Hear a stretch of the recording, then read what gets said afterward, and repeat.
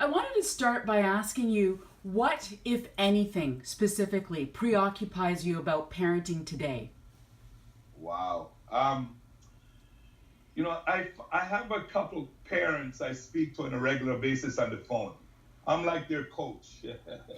And so what I tell what I share with them is this. I tell them first of all that we were made to parent, but parenting wasn't made to be easy. Okay? And the second thing is I don't want you beating yourself up.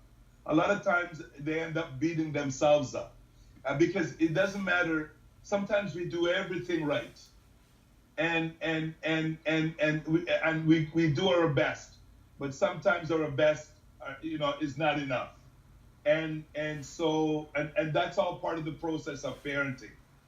Um, so that's the thing that and I find that parents just need someone to listen to them without passing judgment, because a lot of times we're afraid to share the not so good, because we feel, or maybe society makes us feel, that we're the problem, not the children, or maybe we're not good parents. But parenting is not easy. We were made to do it, but it wasn't made to be easy. And my thing with parents is I say, don't beat yourselves up. Don't be, exercise patience. Whatever your son or daughter is going through, just sometimes we don't know what to say, I tell them. And sometimes even Karl Subban, I don't always know what to say. And sometimes I don't know what to do. But whatever I say, whatever I do, I color it with lots of love. And that seems to work. That's usually the only right answer. Love. Give them plenty of love. Well, you touch on so many important points in that answer. And one of the things that strikes me is when you talk about, sharing with other parents, right? We live in a very different world now where the community that perhaps you and I had as younger parents is just not the same. So how That's do right. you go about as a parent today, having that community that you can go to that is so different than what maybe you and I experienced? Yeah, it's you know, here's the way I do it, because I get a lot of pats on the back for being this great parent and great dad. And I start out by telling people, you know what? Just because my sons are making it in their profession doesn't mean they've made it in life. And that's where I start the conversation. That even Karl Subban, sometimes I am frustrated. Sometimes I don't know what to do. Sometimes I don't know what to say. And that sort of works as the bridge that connects us. And then I find once I do that, parents then are willing to share what's bothering them, and to share something that they're going through. I had a parent who called me yesterday morning. I was heading downtown for an assignment, and we were talking about her eldest son, and she told me, what had happened, and you know what, and by the time we were done, she felt better, and because I'm a good listener, so you have to start by listening, and not passing judgment, and by letting parents know that you know what, it is a great job, but it's also a challenging job. It's a labor of love, and the love part is love them no matter what. How would you go about describing yours and your wife's parenting approach in raising your five children? Wow. We started out, I don't think we had a plan, okay? We didn't start out with a plan. But and Marie and I, we were really a good team. We fed off each other. She never had to tell me what to do, and I never had to tell her what to do. But we sort of did the things that we thought that we must do for our children. So that was really important. But in my book, how we did it, I wrote about three parenting styles. First, the autopilot parent, and they produce autopilot kids. Those children are on their own from a very young age.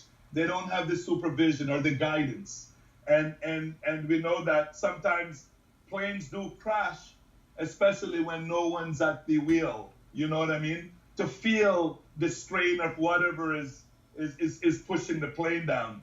And so we were never like that. We were always there we weren't like on autopilot. And then we have the designer parents. Those are the helicopter parents, you know? If we got out of our children way in terms of them succeeding and achieving. Maria never did this, but I did this. I never gave my children the benefit of the doubt.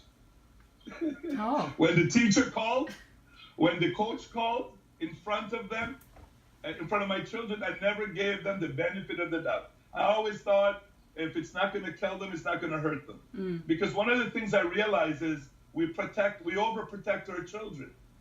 We overprotect them. It's okay to overprotect them from the stranger, but we overprotect them from adversity. There's certain things they need to fly like the butterfly. And what we do, we clip their wings, And so, I'm not saying we weren't a little bit of the helicopter parents, but we stayed out of their way as much as we were able to. But we were more like lifeguard parents. We taught them how to be independent. When children when they feel that independence, that we're empowering them to go out in the world and to fly.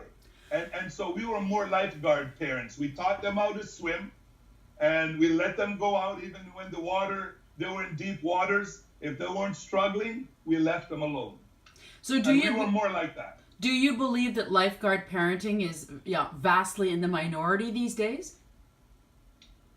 Well, I think that parenting involves all three, I think to a certain extent. And, and as children grow older, we should be more lifeguard parenting. That's the style that we should be advocating as our children grow older. And I would like to think that's the way it is.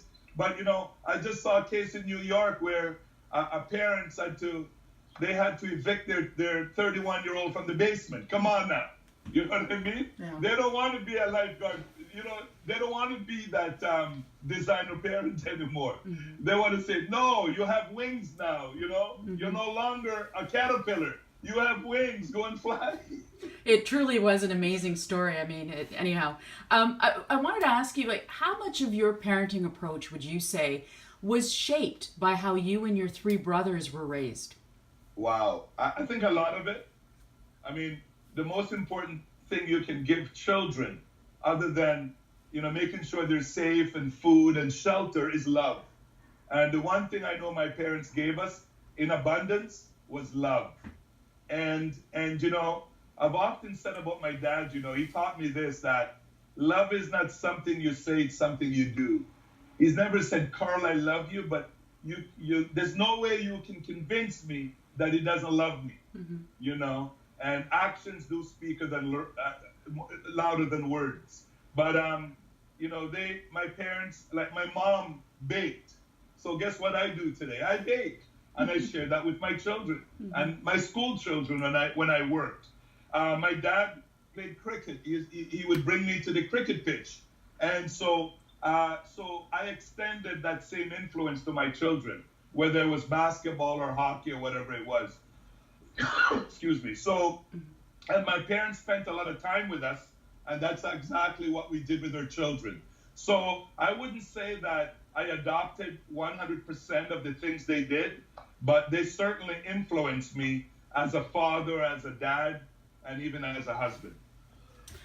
I'm sorry. In your book, you talk about, one of obviously the main themes in your book is the idea of potential. Yes. Could you take us through the analogy that you use in the book as it relates to a stool? Oh, yes. Potential has three legs because it has far to go, and we have far to go in life. And every child was born with this gift I call potential. I just want you to know that. And I see every child I've worked with, my 5, and the thousands I've worked with, I saw them through the lens I call potential. Potential is like a suitcase that has their abilities, their skills, their talent, and their capabilities. I can't think of another way to see children. And how you see them, remember this, influences how they see themselves. How you see children influences how they see themselves. So potential is like a three-legged stool. In the seat of it, I want you to draw it right now in your minds. All your listeners, draw the stool in your mind. In the seat of it, write the word potential. And then it has three legs, the stool. The first leg, attach the word dream to it. The second leg, attach the word belief to it. The third leg, attach the word action to it. Because potential need all three. When I meet young people or even adults who are struggling, and I know lives are complex, what the conclusion I come to for the most part is that too many legs of that stool, too many legs are missing. Because if you don't have a dream, you don't know where you're going. Your dream is like your purpose. You know, whatever you're chasing in life gives you meaning. And you know, it's a big industry, self-help books. And I always say we have so many self-help books for adults. Children also need them too. And this is my self-help note to children. Have a dream. You need to fortify your belief system, because as you chase that dream, you will have doubts and people will doubt you. Even at 59, I still have doubt. So there are things that we can do to strengthen our belief system. So when we face adversity, when we face doubts, when we face doubters, we'll be able to move on through them. And then, you know, a dream is not a dream unless you activate it.